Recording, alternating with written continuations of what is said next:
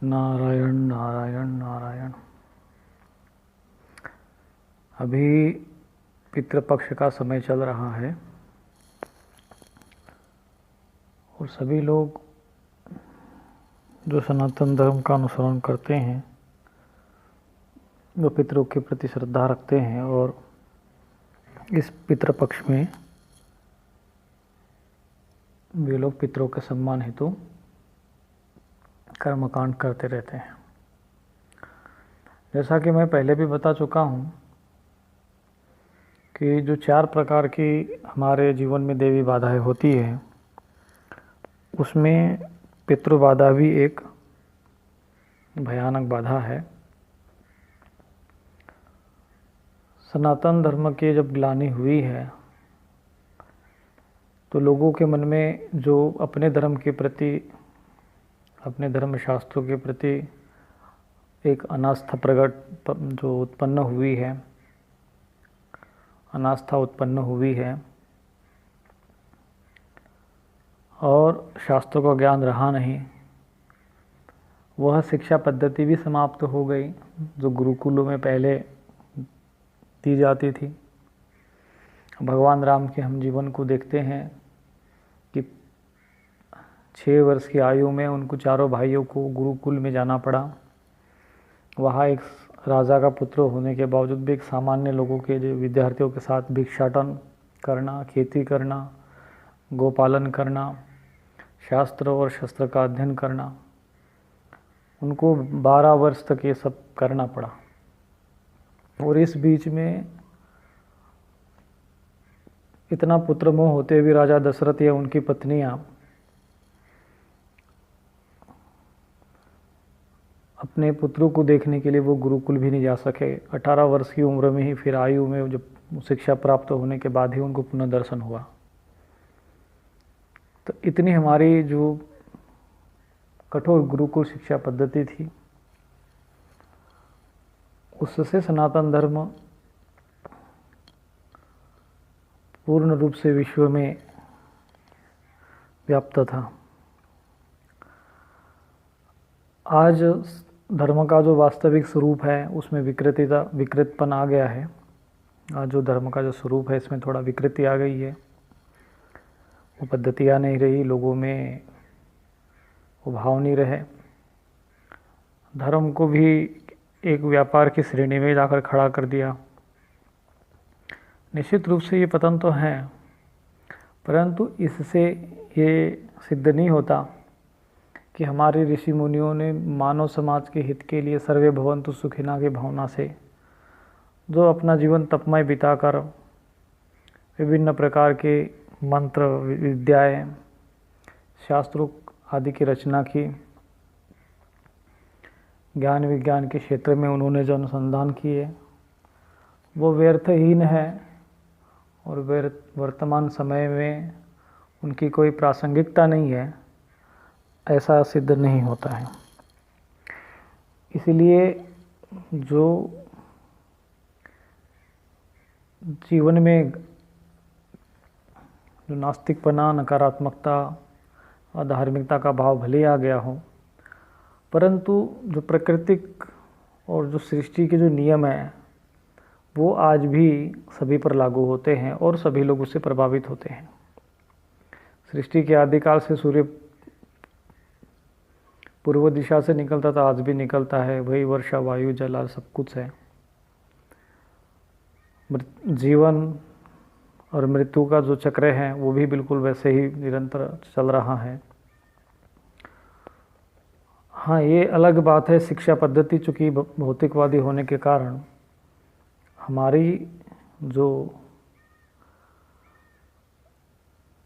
सूक्ष्म जगत में और देवी जगत में ऋषि मुनियों के ज्ञान के प्रति जो एक आस्था होनी चाहिए, आस्था भले ही हो लेकिन उसका ज्ञान जो है हम लोग उससे थोड़े विमुख हैं, जिसके कारण हम इन सब क्रियाकलाप और कर्मकांडों से दूर हो गए। और आज सबसे बड़ी बात देख रहा हूँ कि हमें तो लगता है कि अपने भारत का विकास हो रहा है, उन्नति हो रही है, लेकिन ये भारत की वास्तविक उन्नति नहीं है। भारत की वास्तविक उन्नति वह होगी जब उसके संस्कृति और संस्कार पुनः जागृत होंगे। जब भारतवर्ष का विकास, भारतवर्ष की नींव जब भारतीय संस्कृति के आधार पर जब खड़ी होगी, तब वो भारतीय विकास माना जाएगा, तब वो राष्ट्र का वास्तविक विकास माना जाएगा। भौतिकवादिता का विकास भले ही विकास दिखता हो, लेकिन वास्तव में देखा जाए तो ये एक भयानक विनाश जो है हो चुका है, हो रहा है। आज हम देखते हैं कि हमारी पृथ्वी विषैली है, जल विषैला हो हमने कर दिया, और ये सब भौतिक यंत्रों के भौतिकता के विकास के कारण हुआ। भूमि में, खेती में रासायनिक जहर बोया गया। आज वो हम लोगों को वापस जैविक खेती की बात करनी पड़ रही है। गोपालन समाप्त हो गया है, शुद्ध दूध नहीं मिलता है। जल भी है वो शुद्ध नहीं रह गया है, आज भी उसको जल को खरीदना पड़ता है। और अगर जिस देश में जल को खरीद कर पीना पड़े और उस देश को ये कहा जाए कि वो विकास की श्रेणी में खड़ा हो गया है, तो फिर हमें अपने बौद्धिक परीक्षण करना पड़ेगा। किसी समय जल प्याऊ कोने कोने पर लगे होते थे, लेकिन आज पानी भी बिकता है। वायु को हम देखते हैं कि पूरा प्रदूषित हो चुकी है। रेडिएशन के द्वारा जो पंचतत्व में से जो आकाश तत्व है, जो तेज तत्व हैं, वो भी दूषित हो गया है। ध्वनि प्रदूषण और वायु प्रदूषण से आप देखेंगे तो ये 500 तत्व जो सृष्टि के और जो हमारे शरीर को निर्मित करते, उसको संचालित करते, पूरी तरह दूषित हो चुके हैं, विषैले हो चुके हैं। इसलिए वो सर्वे भवन्तु सुखिनः सर्वे सन्तु निरामया जीवेम शरदः सतम वाली भाव समाप्त हो गया है। प्रत्येक व्यक्ति आपको रोगी दिखाई देगा, और ये विकास का कोई मापदंड नहीं है। दुर्भाग्य से आज विश्व समाज इस बात को समझने को तैयार भी नहीं है। उसको लगता है कि अधिक से अधिक हम परमाणु बम बना ले तो वो राष्ट्र विकसित है, वो राष्ट्र शक्तिशाली है। ठीक है, वो परमाणु बम बना लिए, लेकिन वो परमाणु बम किसी परग्रही को मारने के लिए नहीं बनाया, किसी एलियंस को मारने के लिए नहीं बनाया है। मानव ने मानव को समाप्त करने के लिए बनाया है। और यदि भविष्य में ऐसा कुछ परमाणु युद्ध का उन शस्त्रों का प्रयोग होता है, तो उसमें युद्ध में जैसे पहले सैनिक आपस में लड़ते थे, मरते थे, वीरगति को प्राप्त होते थे, लेकिन वो वैसी स्थिति अब नहीं होगी। पृथ्वी में कितना भयानक विनाश होगा आप कल्पना नहीं कर सकते। आज हमने बारूद के ढेर पर हम खड़े हो चुके हैं। पृथ्वी को हम लोग एक प्रकार से नरक का स्वरूप दे चुके हैं। भले ही हम लोग जी रहे, लेकिन लोगों के जीवन में अशांति है। सुख सुविधाएं तो बढ़ गई है, लेकिन मानसिक धरातल पर देखा जाए तो वे प्रत्येक व्यक्ति अशांति जीवन जी रहा है। संयुक्त परिवार रहे नहीं, माता पिता के साथ सानिध्य नहीं है। ये इसलिए हुआ कि हम लोग अपनी संस्कृति और संस्कारों से भटक गए। और इस बात का आभास न तो आज अभी तक सरकार को हो रहा है, और न अभी तक भारतवर्ष को हो रहा है। जिस पाश्चात्य संस्कृति का हम लोगों ने स्वतंत्रता के पूर्व विरोध किया, आज उसी को हम लोग स्वर्ग का अमृत समझकर पी रहे हैं।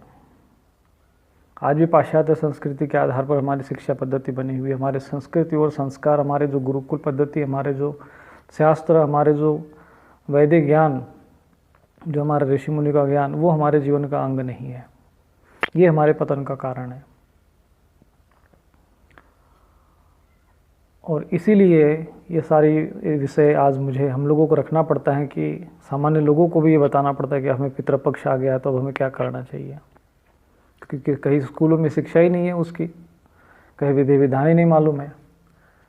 आज आप पाश्चात्य जगत में देखिए, विपरीत हो रहा है, उल्टा बिल्कुल स्थिति। उन्होंने भौतिकता के उस अंतिम छोर को छू कर देख लिया है जहां हम लोग भी नहीं पहुंच सकते हैं। वो नग्नता के अंतिम अवस्था में पहुंच गया, जहां आज भी हमारे थोड़ी सी लज्जाशील बचा हुआ है। वहाँ पहुंच गए उन्होंने, भौतिकता का अंतिम धरातल देख लिया, और अब उन्हें महसूस हो रहा है कि नहीं, ये वास्तविक संस्कृति नहीं, वास्तविक दिशा नहीं है, वो वापस अपनी जगह पे भारतीय सनातन संस्कृति की दिशा की तरफ, सनातन धर्म की ओर अग्रसर हो रहे हैं। और आप देखोगे विदेशों में, भारत में नहीं दिखाई देगा वो दृश्य। भारत में आपको अब शिखाधारी आपको भारतीय नहीं दिखाई देंगे, धोती कुर्ता पहनने वाले भारतीय दिखाई नहीं देंगे, सड़कों पर संकीर्तन करते वाले भारतीय दिखाई नहीं देंगे। लेकिन आप विदेश में देख सकते हैं इस समय चोटी, शिखा, यज्ञोपवीत, त्रिकाल संध्या, भगवान का नाम जप, कीर्तन, भगवद गीता भागवत का पाठ और सेवा भाव, परोपकार, ये सारी चीज़ें आपको विदेशों में अब दिखाई देने लगेगी, दिखाई दे रही है, क्योंकि उन्हें समझ में आ गया है। दुर्भाग्य से भारत में अभी वो सिर्फ धर्म का स्वरूप तो है, लेकिन केवल एक आवरण है, केवल दिखावा है। धर्म के नाम पर अनेक अधार्मिक कृत्यों को हम लोग धर्म मानकर बैठे हुए हैं। तो आज ऐसी स्थिति आ गई है कि हम श्राद्ध और तर्पण की क्रिया को भूल चुके हैं, पितरों के प्रति हमारा जो दायित्व वो भूल चुके हैं। भगवद गीता में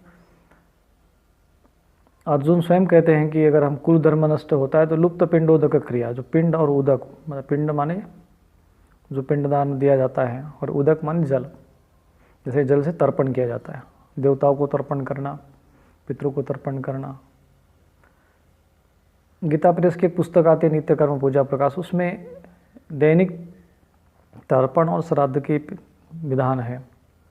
गृहस्थ को पंचमहायज्ञ करना चाहिए, उसमें ब्रह्म यज्ञ, देव यज्ञ, पितृयज्ञ, अतिथि यज्ञ और भूत यज्ञ, ऐसे 5 यज्ञ। भूत यज्ञ मतलब जो भूत प्रेत नहीं है, जो पशु पक्षी है, इनके प्रति अपना दायित्व, उनको भोजन अन्न दाना पानी देना, ये भूत यज्ञ कहलाता है। और पितृयज्ञ, पितरों में श्राद्ध तर्पण करना, वो हमारे जीवन का भाग रहा है। तो आज किन घरों में और कहाँ पर आपको त्रिकाल संध्या करता हुआ कोई परिवार, कोई व्यक्ति दिखाई देता है? प्रातःकाल उठना, शिखा चोटी पहनना, जनेऊ धारण करना, यज्ञोपवीत धारण करना, ये सारी चीज़ें बिल्कुल नष्ट हो गई है। और कोई शर्म के मारे रख भी रहा है तो इतनी छोटी सी चोटी रख रहा है कि भाई किसी को समझ में भी नहीं आए, दिखाई भी ना दे। हमें संस्कृति पर शर्म लगती है, ये हमारा विकास नहीं है। और इसीलिए हमारे जीवन में, आचरण में नहीं, केवल गर्व कर देने से कि नहीं हमारी संस्कृति महान है, हमारा राष्ट्र महान है, हमारे ऋषि मुनि महान है, हमारे धर्मशास्त्र महान है, कहने से काम नहीं चलेगा। वो हमारे जीवन का अंग होना चाहिए, वो हमारे रूम रूम में, हमारे अंग अंग में उसका प्रभाव हमें दिखाई देना चाहिए, लेकिन वो दिखाई नहीं दे रहा है, क्योंकि पाश्चात्य संस्कृति के बहुत बुरे प्रभाव से इस समय भारतवर्ष गुजर रहा है। और मैं निश्चित कह सकता हूँ, भले ही किसी को जो भी समझ में आते हैं, ये विकास नहीं है, ये उन्नति नहीं है, ये कल्याण का मार्ग नहीं है, ये राष्ट्र के उद्धार का, समाज के हित का ये मार्ग नहीं है। इसलिए ये सारे कर्मकांड के बारे में हमें आज बताना पड़ता है कि नहीं, पितृपक्ष आ गया तो अब आपको करे तो करे क्या। बहुत से लोगों को नहीं पता होता कि पितृपक्ष होता है तो हमें करना क्या चाहिए।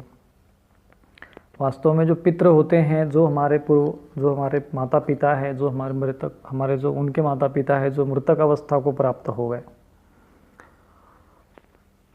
तो वे लोग जब हमको श्राद्ध आदि तर्पण की जो हम लोग 13 दिन की क्रियाएं करते हैं, प्रत्येक व्यक्ति को शरीर छूटना है, आपका भी छूटेगा, हमारा भी छूटेगा। उस परिस्थिति में प्रत्येक व्यक्ति को 13 दिन के लिए प्रेत योनि में रहना पड़ता है।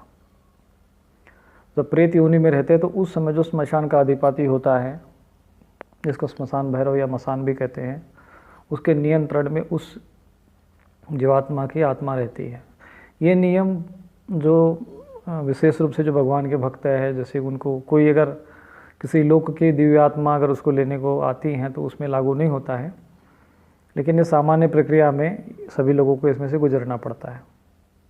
जो जीते जी मुक्ति प्राप्त कर लेते हैं भगवान की भक्ति करके, साधना करके, उनके लिए, उनको ये नियम लागू नहीं होता है। सन्यासियों पर ये नियम लागू नहीं होता है जिन्होंने श्राद्ध तर्पण की क्रिया पहले ही, सन्यास का मतलब ही है अपने आप की मृत्यु, नाम अता पता सब खत्म हो जाता है। श्राद्ध और अपना स्वयं श्राद्ध और तर्पण सब करना पड़ता है, उसी को विरजा होम कहते हैं। तो वो सन्यासियों की भी सदगति, परंतु सामान्य मनुष्य को इसी प्रक्रिया से गुजरना पड़ता है। और मैं इस बात का प्रत्यक्ष अनुभव किया हूँ। मैंने उन पितरों से जो कभी मैंने पितरों को देखा भी है और मैंने उनसे बात भी की है। मेरे जीवन के तो बहुत से ऐसे दिव्य अनुभव रहे हैं। मैंने उनसे पूछा भी है कि क्या परिस्थिति में रहें, कैसे रहें, अभी कहाँ हो, कैसे हो, तो उन्होंने सारी चीज़ें बताई है। और साबरी मंत्रों के द्वारा जो कुछ ऐसी विद्याएं होती है जिनके द्वारा किसी भी पितरों को हम लोग किसी अपने परिवार के किसी भी सदस्य के शरीर में आवाहन कर सकते हैं। और कभी कभी तो वे स्वेच्छा से भी आते हैं, कभी स्वप्न में आदि दर्शन देते रहते हैं। तो प्रत्येक व्यक्ति को 13 दिन तक वहाँ पर रहना पड़ता है। और ये जो 13 दिन का कर्मकांड होता है अंतिम संस्कार का, वो पूर्ण करना पड़ता है। और तब उस जीव को एक सूक्ष्म शरीर की प्राप्ति होती है। तब तक वो प्रेत शरीर में रहता है। प्रेत शरीर, स्थूल शरीर और सूक्ष्म शरीर के बीच में एक छाया शरीर होता है जिसको प्रेत शरीर कहते हैं। अगर उसको सूक्ष्म शरीर को वो उपलब्ध नहीं हुआ तो वो प्रेत शरीर में ही रह जाता है, उसी को हम लोग प्रेत कहते हैं। और जब तक ये प्रेत जो ये कर्म 13 दिन का कर्मकांड होता है या जो श्राद्ध आदि का जो क्रियाएँ होती है, उसी प्रेत शरीर को नष्ट करने के लिए होती है। और ताकि और अंतवाहक शरीर, जिसको सूक्ष्म शरीर को या अंतवाहक शरीर कहते हैं, उसको उसे जीवात्मा को उपलब्ध कराया जाता है। यही कर्मकांड के अंदर का भाग होता है। तो उसके बाद वो आत्मा पितृलोक में प्रवेश जाती है और वहाँ पर निवास करती है जब तक कि उसको नया गर्भ न मिले। ये पितरों को जो प्राप्त होते हैं, वो लोग पितृलोक को जो प्राप्त होते हैं वो लोग होते हैं जिनकी संसार में रहते हुए अपने पुत्र परिवार में आसक्ति रहती है। जिन लोगों को मरते समय, क्योंकि शास्त्र का नियम है कि मृत्यु के समय जिस चीज़ का जिस भाव से हम लोग शरीर छोड़ते, जिसका स्मरण करते शरीर छोड़ते, हम उसी भाव को प्राप्त होते हैं। यदि अपने परिवार के व्यक्ति का चिंतन करते हुए शरीर त्यागते तो वो पितृलोक को प्राप्त होता है। वो विशेष पुण्यात्मा होते हैं तो वो देवलोक, जैसे उन्होंने कोई बहुत विशेष सत्कर्म किया हो, जैसे सैनिक होते हैं जो युद्ध भूमि में वीरगति को प्राप्त होते हैं, ऐसे लोग देवलोक को प्राप्त होते हैं। और जो बहुत नीच और कुकर्म किए होते हैं तो फिर उनको ये लेने के लिए यमदूत पहुँचते हैं, वो यमलोक में जाते हैं, फिर वहाँ उनके कर्मों का हिसाब होता है। इस तरीके से जो हमारे धर्मशास्त्रों में विधान लिखा हुआ है कि नहीं इस प्रकार की क्रियाएँ होती है। और ये ऋषि मुनियों का अपना अनुभव है, अनुसंधान किया हुआ है। और बहुत समय, पूरा जीवन अनेक ऋषि मुनियों ने और अनेक परंपराओं में उसमें गुजरने के बाद ये शास्त्रों में वर्णन लिखा हुआ है कि नहीं इस प्रकार का सूक्ष्म जगत में आत्मा की गति होती है। वर्तमान समय के लोगों को ये सब विश्वास नहीं होता है, उनको लगता है अरे ये सब पाखंड है, ढोंग है। तो ठीक है, उनके लिए नास्तिक समाज में नास्तिक लोगों की संख्या तो बड़ी है ही है भारतवर्ष में। लेकिन ऐसा नहीं है कि आज किसी अन्य धर्म को नहीं मानते हो। अगर 10% 20% नास्तिक है तो 80% आपको आस्तिक भी मिलेंगे। विदेश में, फ्रांस में देखिए 20% आपको नास्तिक मिलेंगे तो 80% आपको आस्तिक मिलेंगे। किसी न किसी रूप में आदमी धर्म को मानता है, ऐसा जरूरी नहीं सनातन धर्म में आस्था रखता हूँ, किसी और धर्म में भी रखता हूँ। तो इस प्रकार से उनकी सदगति होती है। अब कुछ लोगों को लगता है कि इस्लाम धर्म में क्या होता है, इस्लाम भी परंपरा, उनमें तो अंतिम संस्कार है, उनको तो दफना दिया जाता है। तो उनकी मान्यता के अनुसार उनकी जब क़यामत की रात आती है तब उनकी आत्मा की मुक्ति होती है। इसलिए इस्लाम धर्म में जिन्न जिन्नात और ये सब चीज़ें और तंत्र मंत्र भूत प्रेतों का जो मायाजाल होता है, जो मज़ारे और शहीद और ये सब पीर और ये सब, ये बहुत भयानक रूप में है। यह सिर्फ कहने भर के लिए होता है कि वे लोग केवल अल्लाह को ही पूजते हैं, अल्लाह के सिवा कोई पूजने नहीं है। लेकिन वो बिल्कुल उनके इसमें जितने मज़ारे हैं, दरगाह है, अनेक पीर है, शहीद है, इन सब का जो मायाजाल है, ये सब इतना व्यापक रूप में, वो सब क्या है। और इस्लामिक भयानक तंत्र है, किसी जिन्न को भगाना, ये करना, वो करना, झाड़ना फूकना, ये सब गंडे ताबीज आदि का जितना भी अरबी तंत्र बहुत है, इसमें कोई संदेह नहीं है। वो केवल ऐसा कहते हैं अपने को श्रेष्ठ सिद्ध करने के लिए कि नहीं हम एक अल्लाह को ही पूछते और किसी को पूछते नहीं है। तो उसमें भी जो सुन्नी और शिया एक भाव है, अब उसमें हम लोगों को जाना नहीं है, क्योंकि अपना एक विषय भी नहीं है वो, उनकी अपनी मान्यता है, वो लोग जाए सदगति हो दुर्गति, हमें उससे क्या लेना देना। लेकिन जो सनातन धर्म का अनुसरण करते हैं वो ये अपने, उनके लिए ये नियम है कि वो पितृपक्ष में पितरों की से आराधना करें। वास्तव में होता क्या है कि जैसे मनुष्य हमारा एक दिन और रात मिलाकर एक दिन होता है, ऐसे ही जो पितृपक्ष पितरों का जो दिन होता है वो 15 दिन का होता है। इसी जिसको हम लोग, जो उनका दिन होता है जो कि शुक्ल पक्ष होता है, वो पितरों का एक दिन होता है, 15 दिन का उनका एक दिन होता है। और जो कृष्ण पक्ष होता है वो उनकी रात होती है। और इसीलिए ये जो पितृपक्ष आपने देखा होगा कृष्ण पक्ष में 15 दिन के लिए आता है। तो जब पितृपक्ष का समय होता है तो प्रत्येक पितृ जो है अपने पितृलोक से अपने उनके घरों में आते हैं और ये अपेक्षा करते हैं कि मेरे जो ये सब पूर्वज है ये मेरे लिए श्राद्ध तर्पण करे, हमें अन्न और आदि वस्त्र, ये सब अन्न वस्त्र आदि दान करे, पुण्य करे, श्राद्ध तर्पण की क्रिया करे, ये वो चाहते हैं। यदि उन्हें ये सब चीज़ें नहीं मिलती हैं तो वो लोग श्राप देकर वापस जाते हैं। पितृलोक से बराबर उनकी दृष्टि उस परिवार पर बनी रहती है। ये बात मैंने स्वयं पढ़ी भी है और मैंने अनुभव भी किए, मैंने उन लोगों से चर्चा करके पूछी भी है। कहने का तात्पर्य ये है कि पितरों का अपना प्रभाव होता है। जैसे पितर अगर आपको बार बार सपने में दिखाई दे रहा है तो आप समझ लेना कि पितर आपके दुर्गति को प्राप्त है, उनकी सदगति हुई नहीं है। दूसरी बात यह है कि जब घर में पितृ बाधा होती है, पितृ दोष उत्पन्न होता है, जब हम श्राद्ध तर्पण आदि क्रिया नहीं करते तो वो कुपित हो जाते हैं, तो उसका सबसे बड़ा प्रभाव हमारे धन और संतान पर पड़ता है। धन आपके घर में आएगा लेकिन आपके घर में जिसको कहा जाता है कि बरकत नहीं होती है, मतलब पैसा आया और देखा आपने कि अंतिम सा खत्म हो गया। और कुछ गरीब लोग होते साधारण, जो जैसे हम लोग भी देखते, हम लोगों का भी रहता है कि हम लोगों का थोड़ा सा भी अगर अन्न होता है या थोड़ा सा कहीं से भी होता है तो उसमें हम लोगों का भरपूर काम चलता रहता है, मतलब अनाज या धन धान्य कभी कमी नहीं पड़ती है। लेकिन किसी को इस तरीके से आर्थिक अभाव झेलना पड़ रहा है, आर्थिक रूप से सब कुछ आय होने के बावजूद भी व्यय का पता न चले, अर्थ से लेकर हम लोग संतुष्ट न हो, अशांति घर में बराबर बनी रहे, परिवार में आपस में क्लेश बना रहे, तो समझ लेना चाहिए कि पितृबाधा है। संतान भी माता पिता का पर सम्मान नहीं करते हैं, वो भी लोग कुमार्गगामी हो जाते हैं। संतान यदि कोई दुर्व्यसन में फंस जाती है तो समझ लेना चाहिए कि पितृबाधा है। तो इसका समाधान भी आपको होना चाहिए। पितृ जो बाधा है तो उसका एक समाधान भी है, और उसके लिए शास्त्रों में पितृ सूक्त का पाठ किया जाता है। पितृ सूक्त जो है वैदिक सूक्त है, इसलिए जो लोग वेद पाठी है और जो वेद पाठी भी हैं तो वो पूरी तरह से वैदिक छंद के साथ ही उसका पाठ करें। कम से कम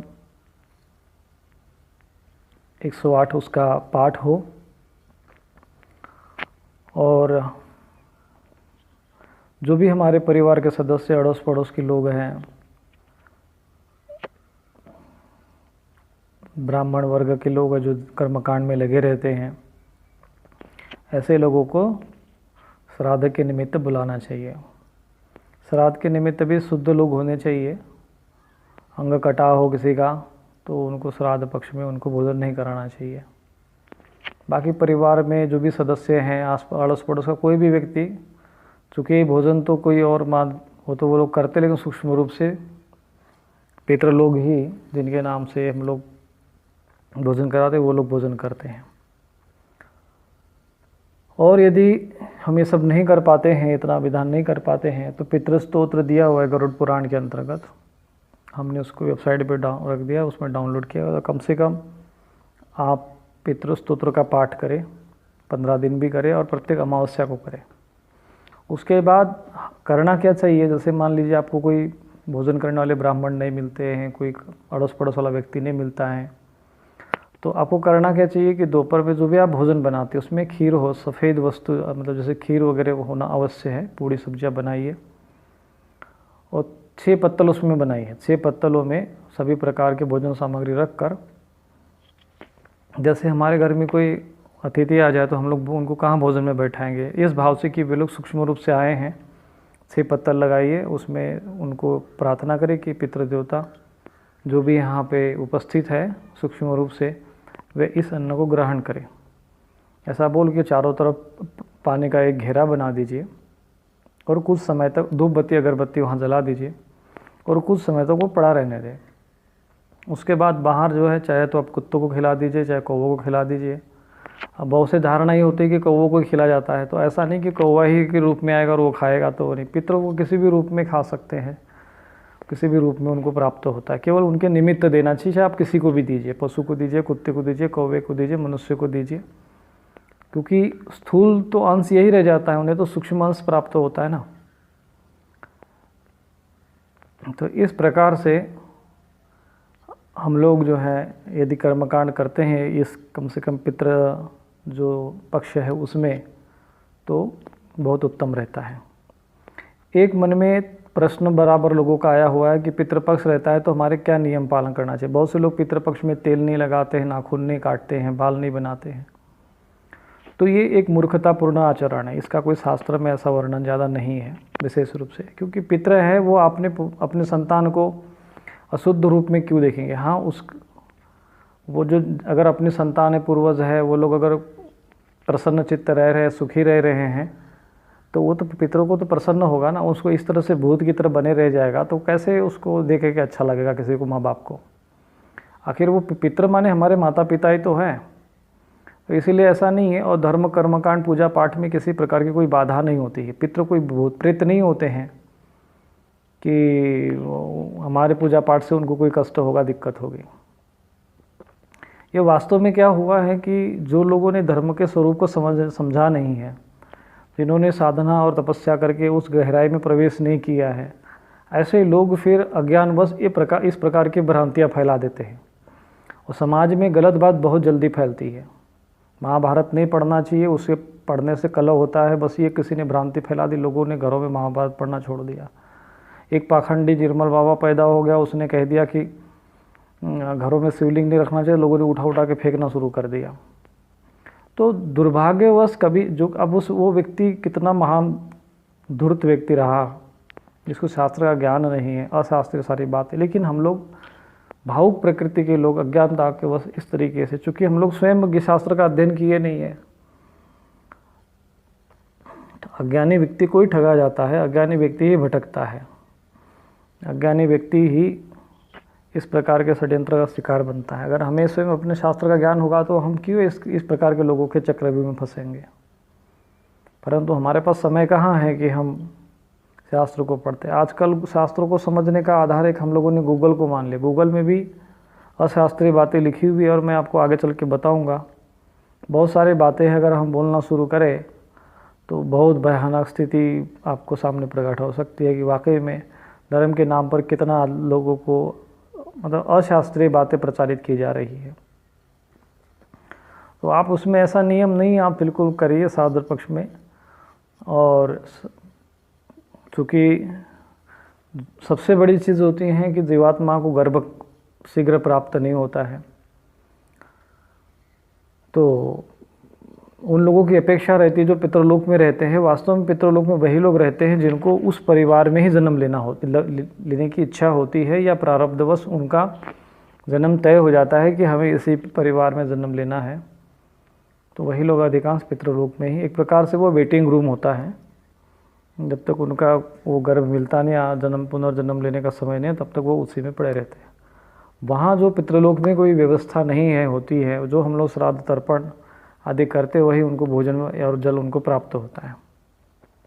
तो कम से कम हम लोग ये इतना करना चाहिए कि हम श्राद्ध 6 पत्तल में उनको भोजन कराना चाहिए 15 दिन तक। कोई नहीं हो तो वैसे भी रख दीजिए, उसके बाद कुत्ते किसी को खिला दीजिए। दूसरा ये है कि थोड़ा सा अगर नित्य कर्म पूजा प्रकाश आती है किताब पर, इसकी पुस्तक आप मंगा सकते हैं, या तो कहीं से भी कर्मकांड की पुस्तक हो तो उसमें तर्पण की विधि आप जान लीजिए। तो प्रातःकाल थोड़ा सा 15 दिन तक उनको जल देना चाहिए। अंगूठा और तर्जनी के बीच से जो जल छोड़ा जाता है वो जल पितरों को प्राप्त होता है, और जो उंगलियों की तरफ से जाता है उसको देवतीर्थ कहते हैं। वो देवताओं को दिया जाता है। नदी में स्नान वान करते हैं तो जो हम लोग सूर्य भगवान को जो जल वगैरह देते हैं, सामने से जो जल देते हैं 500 उंगलियों के द्वारा, वो देवताओं को प्राप्त होता है। और अंगूठा और तर्जनी के बीच से जो जल छोड़ा जाता है वो पितरों को प्राप्त होता है। और पितरों के निमित्त जो भी चीज़ दी जाती है तो उसमें सदा शब्द का प्रयोग होता है। देवता को दिया जाता है तो स्वाहा शब्द का प्रयोग होता है। पितरों के जो देवता है वो अरेमा माने जाते हैं, तो इसलिए उनको हम लोग जो है आर्यमा देवताओं को भी हम लोग उसमें स्मरण करना चाहिए। तो इस प्रकार से यदि आप लोग जैसे ये स्तोत्र दिया हुआ है पितृ स्तोत्र का, जैसे आप उसमें भोजन रख दीजिए, उस समय आप पितृ स्तोत्र का पाठ करिए तो निश्चित रूप से आपके घर की पितृ बाधा दूर हो जाएगी, इसमें कोई संदेह नहीं है। अगर मान लो कोई पितृ है किसी दूषित कर्म वाकई में दुर्गति को प्राप्त हो गए, या कोई हम श्राद्ध तर्पण किया ठीक से हुआ नहीं, शास्त्रीय विधि विधान से हुआ नहीं, करने वाले जो कर्मकांडी है उन्हें विधि विधान से उन्होंने नहीं किया, तो कभी कभी वो श्राद्ध तर्पण जो भी अन्न होता है वो उनको प्राप्त नहीं होता है, या उनके उससे कुछ विशेष कर्म होते हैं। कुछ लोग ऐसे भी पितृ होते हैं प्रेत योनि को प्राप्त हो जाते हैं।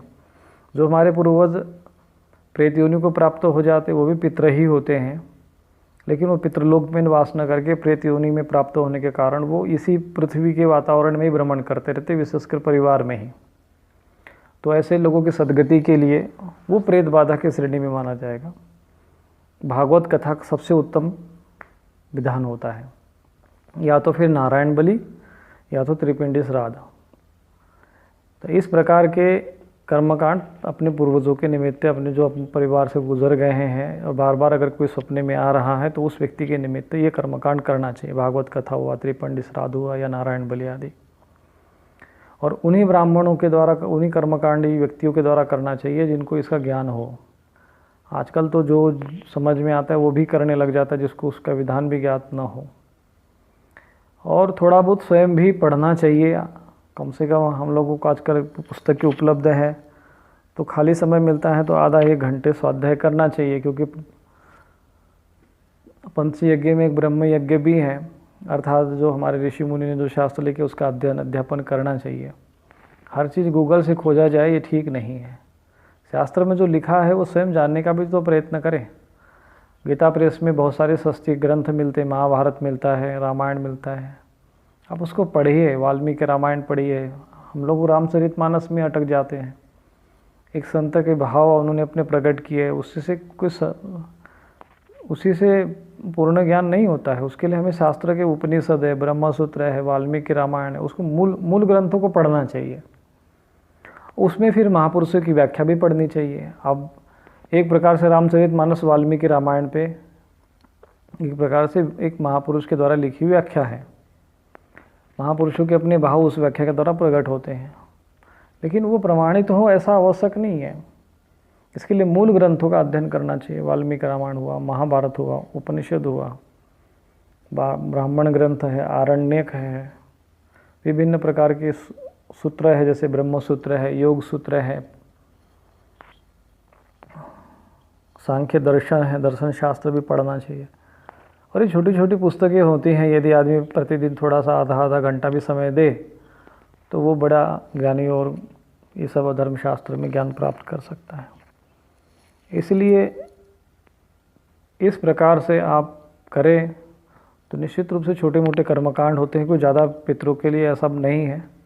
आप आराम से पितरों के लिए विधि विधान के साथ तप करिए। और जो भी बातें हैं कि नहीं, अब जैसे बहुत से लोग कहते हैं पितर होते तो तेल नहीं लगाना चाहिए, नाखून नहीं काटना चाहिए, वो सब तो ऐसे भूतों की तरह रहने से कोई मतलब नहीं है। आप बिल्कुल स्वच्छ वस्त्र पहन के रहिए, ठीक ठाक रहिए। पितर है, आपके माता पिता है, आपको अच्छे रूप में देखेंगे तो आप पे प्रसन्न ही होंगे।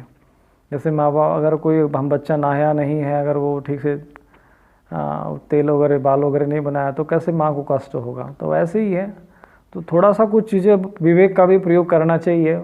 हर बात शास्त्र में लिखी हो तो किसी शास्त्र में क्या एक बात लिखी होती है उसी का फिर विरोधाभास भी दूसरे शास्त्र में होता है, तो वहाँ पर कभी कभी विवेक बुद्धि का भी प्रयोग करना चाहिए। और इस प्रकार से यहाँ पर श्राद्ध आदि तर्पण की क्रिया करें तो पितरों की जो बाधा है पितरों दूर हो जाती, पितरों के आशीर्वाद प्राप्त होने से। अप्रत्यक्ष रूप से जो ऋण, किसी के ऊपर ऋण हो या कोई धन की जो समस्या होती है, पुत्र आदि का जो संतान है कुमार्ग में, वो सब मार्ग में आ जाती है। विवाह में जो संतान के विवाह में बाधा उत्पन्न हो रही, तो उसमें पितृ बाधा बहुत बड़ी बाधा होती है, तो वो भी धीरे धीरे उनके आशीर्वाद से दूर हो जाती है। इसलिए पितृपक्ष का समय है तो आप तो जैसा हमने एक संक्षिप्त विधान बताया कि उसमें 6 पत्तल में भोजन रखकर आप पितरों के निमित्त, जैसे जहाँ अपना बैठका होता है या जैसे जहाँ भोजन बनाते उसके बगल के जो भी कमरा हो, उस कमरे में आप 6 पत्तल में रख दीजिए। पत्तल में हो तो प्लास्टिक के पत्तल आदि का प्रयोग नहीं करना चाहिए, पर आजकल ये सब कुछ यही उपलब्ध हो रहा है। परंतु मैं जहाँ तक कहूँगा कि आप बाज़ार से प्लास्टिक के पत्तल का प्रयोग न करें, वैसे भी पत्तल खोजेंगे तो मिल जाते हैं। और इस प्रकार से उनको भोजन वहाँ रख दीजिए। उस समय पितृ स्तोत्र का पाठ करिए, उसके बाद आप भोजन करिए। और फिर वो जो है बचा है उसको आप कौवे को, कुत्ते को खिला दीजिए, किसी भी पशु पक्षी को, गाय को खिला दीजिए जो होती बाहर, किसी को भी खिलाई। वो किसी जीव को प्राप्त हुआ, मतलब वो आत्मा को ही प्राप्त होता है ना, आत्मा के द्वारा आत्मा को प्राप्त होता है। स्थूल शरीर इसमें मायने नहीं रखता है। तो इस प्रकार से आप करेंगे तो मुझे लगता है कि पितृ स्तोत्र के द्वारा या पितृ सूक्त का पाठ करना है तो वैदिक जो वेद पाठी होते हैं उन्हीं के द्वारा आप करा सकते हैं। और पितरों के निमित्त श्राद्ध तर्पण करने में कोई किसी प्रकार की कंजूसी नहीं करना चाहिए। हम दान पुण्य को लेकर हम लोगों के मन में बहुत से एक संकुचित भावना होती है। कहीं भी दान करना हो, मंदिर में आप देखेंगे अधिकांश जाएंगे तो हमारी भावनाएं जो होती है ना दूषित हो जाती इससे। मंदिर में जाएंगे तो हम लोगों को बिल्कुल 10 रुपये का नोट ही निकलता है। वहाँ यदि 100-200 रुपये चढ़ जाता, 100 रुपये या 500 रुपये का नोट अगर चढ़ जाता है तो आपने आपके ही खाते में गया ना, वो आपके पुण्य में ही तो खाते में जमा हुआ। तो इस तरीके से भाव नहीं रखना चाहिए। यथाशक्ति जो भी अधिक से अधिक दान कर्म करना चाहिए, क्योंकि संसार में तो एक दिन सब कुछ यही छोड़ के जाना है। जो हम दान पुण्य सत्कर्म करते हैं वही हमारी असली संपत्ति है, इस बात को सदैव समझें। और एक बात है कि जहाँ दान पुण्य लोग करते हैं ऐसी जिसकी भावना होती है उन लोगों में धन की कमी नहीं रहती है।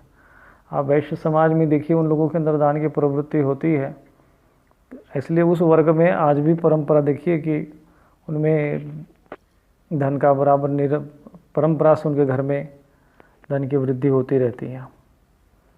तो ये दान की भावना ये बहुत आवश्यक है, क्योंकि उससे हमारे अशुद्धियों भी समाप्त होती है। तो जैसे भी अगर हम श्राद्ध करें तो उसमें भोजन भी अच्छे ढंग से बना कर कराएं। वस्त्र भी दान कर सकते हैं, वस्त्र, जल और अन्न, ये 3 चीज़ देना है। उसमें दक्षिणा उतना मायने नहीं रखती है, पर वस्त्र अवश्य देना चाहिए। और हमारे जितने भी है उसमें भोजन में विशेष रूप से जितना जैसे उनको तृप्त मिल सके वो कर देना चाहिए। तो प्रति वर्ष ये पितृपक्ष में श्राद्ध करना चाहिए और यही क्रिया अमावस्या को भी करना चाहिए। पूर्णिमा को भी कर सकते हैं, पूर्णिमा को और अमावस्या को भी ये क्रिया कर सकते हैं। आप 6 पत्तल रखिए और स्तोत्र पाठ करिए। निश्चित रूप से आपके घर में कोई न कोई विशेष रूप से अच्छी घटना घटेगी, यही भाव है।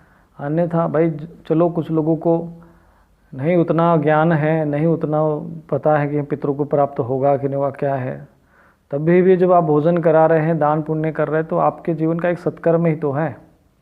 किसी को आप अन्न भोजन करा रहे हैं तो वो कोई आपका व्यर्थ जाएगा नहीं, वही चीज़ें वापस लौटकर हम लोगों को प्राप्त होती है। जिस भाव से भी हो, ज्ञान से, अज्ञान से, भाव कुभाव से, आप जैसा भी करें तो पितृपक्ष का ये शुभ अवसर अपने जीवन से जाने नहीं देना चाहिए और इनको जल प्रदान करना चाहिए। नदी तीर्थों में भी जाते हैं तो आप थोड़ा सा अंगूठे और तर्जनी के बीच से जल छोड़िए और मनी मन मंत्र का आपको पता भी ना हो तो थोड़ा सा सूर्य भगवान को दीजिए कि उसे सूर्य भगवान ये जल मेरे पितरों को प्राप्त हो। ऐसे ही जब हम लोग कभी तीर्थों में स्नान करते हैं तो कपड़ा निचोड़ते समय जब हम लोग अपना कपड़ा निचोड़ते हैं, जैसे तीर्थों में जाते हैं और उस समय हम लोग कोई भी जैसे अपना वस्त्र होते हैं, फिर हम लोग बाहर जाकर उसका जो निचोड़ते हैं जल, तो उस कपड़ा निचोड़ने से जो जल टपकता है वो भी प्रेत योनि में दुर्गति को प्राप्त हुए जीवों को प्राप्त होता है। तो उस समय एक मन में भावना करनी चाहिए कि यहाँ पर उपस्थित जो भी अतृप्त आत्माएं हैं उन्हें ये जल प्राप्त हो। जो मैं वस्त्र से जो हम लोग जल निचोड़ रहे हैं, इस तरह निचोड़ते समय ये भावना करनी चाहिए, मन ही मन बोलना चाहिए क्या उपस्थित जो अतृप्त आत्मा उन्हें ये जल प्राप्त हो। तो इस तरह से हमारे जो बिल्कुल दुर्गति को प्राप्त हुए जो जीवात्माएं होती है, उनको जब कभी अन्न जल की प्राप्ति नहीं होती है, तो ऐसे आत्मा को जब वो जल प्राप्त वो पीते हैं, वो शुद्ध चीज़ नहीं पी सकते हैं, इसलिए वो अशुद्ध चीज़ उनको प्रदान वो जल के रूप में ही मिलता है, परंतु तृप्ति मिलती है। तो इस तरीके से भी ये बहुत छोटा सा प्रयोग है, लेकिन कभी भी जीवन में इसको छोटी सी बात है, लेकिन इसको हमेशा ध्यान में रखिएगा। तीर्थों में जाए, कहीं पर भी, तीर्थों में भी नहीं भी हो, फिर भी अपन स्नान भी करें कहीं पर भी बाहर, तो एक निचोड़ते समय, जल को निचोड़ते समय एक बार इस तरीके से भावना करनी चाहिए। तो कोई अतृप्त आत्माएं होती हैं जो बेचारी भटक रही है, प्यासी है, तो उनको वो जल प्राप्त होता है। तो ये इस प्रकार से ये विधान है, क्योंकि जो अशुद्ध आत्माएं होती है, अतृप्त होती है, जो उनको शुद्ध जल नहीं पी सकते। आपको पता ही होगा कि तुलसीदास जी को एक प्रेत ने दर्शन दिया, प्रेत से हनुमान जी मिले, हनुमान जी जैसे श्री राम मिले। तो वो शौच करने जाते थे, तो वो शौच से बचा हुआ जो अशुद्ध पानी होता था वो एक वृक्ष के ऊपर डाल देते थे, बबूल के उसमें जो कटेला पेड़ था उसी के ऊपर। अब वो उस प्रेत को प्राप्त होता था। निरंतर करने के बाद वो प्रेत प्रसन्न हुआ। उसी प्रेत ने कहा कि भाई बताए मैं तुम्हारे प्रसन्न क्या कर सकता। उसने कहा कि भगवान के दर्शन कराओ। तो उसने फिर प्रेत तो तुलसीदास जी ने कहा कि भाई हमें प्रभु के दर्शन कराओ। तो उसने कहा कि मैं प्रभु के दर्शन तो नहीं करा सकता, लेकिन आपको एक जो दर्शन करा सकता है उसका पता बता सकता हूँ। तो उस प्रेत ने फिर हनुमान जी के बारे में फिर उनको पता बताया कि एक जो राम जी की कथा होने जा रही है, तो जहाँ श्री राम जी की कथा होती है, कीर्तन होता है, वहाँ तो हनुमान जी होते ही होते, इसमें कोई संदेह नहीं है। तो प्रत्यक्ष प्रमाण है, हमने भी इसके अनुभव किया है। तो वहाँ आप जैसे उन्होंने फिर बताया, तो वहाँ हनुमान जी का उन्होंने पता बताया कि भाई कोढ़ी वहाँ पर कथा सुनने आता है। बोले वो और कोई नहीं, श्री हनुमान जी ही है, बस उनको पैर पकड़ लो, वहीं से रास्ता बनेगा आगे का। तो इस प्रकार से उस प्रेत के द्वारा हनुमान जी का दर्शन हुआ और हनुमान जी से फिर भगवान राम का दर्शन हुआ और तुलसीदास जी को। ये तो सब लोग जानते हैं ये घटना को, तुलसीदास जी ने अपना वर्णन किया भी है इसके बारे में। तो इससे ये सिद्ध होता है कि हम जो भी किसी भी के प्रति किसी परोपकार के भावना से हम किसी के भी हित में कोई भी भावना करते हैं, आखिर संकल्प करने से नुकसान तो कुछ नहीं, लाभ ही होना होगा तो लाभ ही होगा, हानि तो होनी है नहीं। तो ऐसे करने में बुराई नहीं है, परंतु ये सत्यता है कि जो वस्त्र से निचोड़ा हुआ जल अतृप्त आत्माओं को, जो दूषित आत्माएं होती है, उनको प्राप्त होता है। और जब उनको वो जल प्राप्त होता है तो वो आपका किसी न किसी रूप में हित करते हैं। ये नियम होता है, कोई भी सृष्टि की देवी देवता है या साधु संत है, आप कुछ भी उनको प्रदान करेंगे तो वो किसी न किसी रूप में आपको अपना शुभ आशीर्वाद और कुछ न कुछ ऐसा वो आपको वापस करते ही करते हैं, क्योंकि वो ऐसे जो दिव्यात्माएं होती हैं वो किसी का ऋण अपने ऊपर नहीं रखती है। तो कहने का मेरा तात्पर्य है कि छोटी छोटी बातें होती हैं जो यदि समझ में आ जाए जीवन में, तो बहुत सारी समस्याओं से जो हमारी समझ में नहीं आती है उससे हम मुक्त हो सकते हैं। तो पितृ जो पक्ष है उसमें आप पितृ बाधा से मुक्त होने का या पितरों को प्रसन्न करने का ये एक अच्छा अवसर है, इसका आप इसका लाभ लें। नारायण नारायण नारायण।